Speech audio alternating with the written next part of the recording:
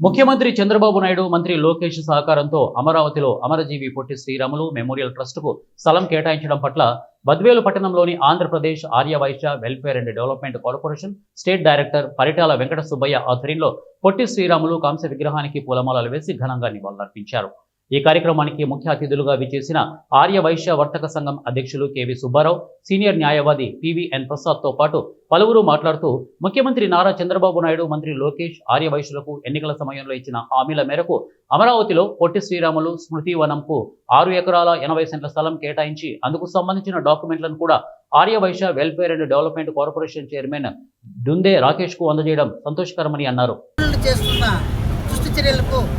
మరి ప్రత్యేక రాష్ట్రం కావాలని మన పొట్టి శ్రీరామ్ గారు కలలు కని 58 రోజులు నిరాహార దీక్ష చేసి మరి రాష్ట్రం కోసం ప్రాణాలు అర్పించిన నేత.